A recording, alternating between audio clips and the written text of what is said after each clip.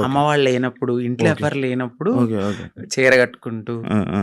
ఆ! బొట్టు పెట్టుకుని ఆ! నాకు నేను ఒక 5 మినిట్స్ ఆర్ 10 మినిట్స్ నాకు నేనే చాలా ఆనందంగా ఫీల్ అయ్యేదాన్ని. హ్మ్. హ్మ్. ఇక వస్తున్నారనిపించి తెలుస్తది. హ్మ్. అమ్మ వాళ్ళు ఎప్పుడైనా బయటికెళ్ళి వస్తున్నారో ఓ టైం అయింది కదా అని తీసేసి మళ్ళీ అబ్బాయి బట్టలు వేసుకునేదాన్ని. హ్మ్. హ్మ్. హ్మ్. ఇట్లా నాకు అనిపించి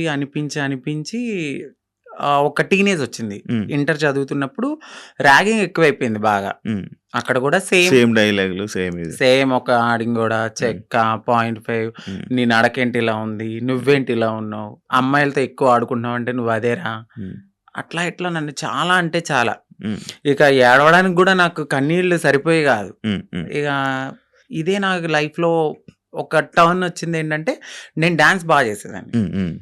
ఎప్పుడు పెట్టినా అమ్మాయి సాంగ్సే. హ్మ్. Item songs. ఆ! ఆ! అట్లా నాకు పేరు బా పెట్టారు. అప్పుడు 'చిట్టి ఆయరే' సాంగ్ అనొస్తే ఆ!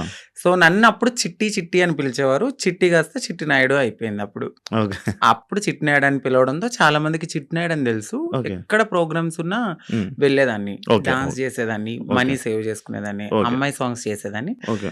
నాలో ఉన్న ఆ ఫీలింగ్స్‌ని అమ్మాయిగా అక్కడ సొసైటీలో రెడీ అయినప్పుడు చాలా ఆనందంగా ఫీల్ అయిపోయేదాన్ని. హ్మ్. అమ్మా! ఇలా నా డ్రీమ్ నెరవేరుతుంది. హ్మ్. నేను అమ్మాయిలా ఉండగలుగుతున్నానని చాలా హ్యాపీగా ఫీల్ అయ్యేదాన్ని. హ్మ్.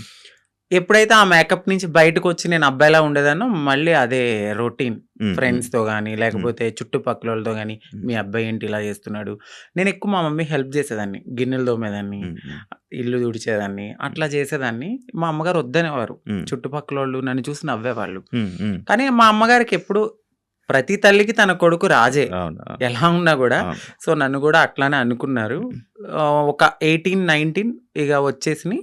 మారిపోవాలని నేను ఫిక్స్ అయిపోయాను. ఫిక్స్ అయిపోయారు. ఎందుకంటే చుట్టుపక్కలోళ్ళు అన్న మాటలు అది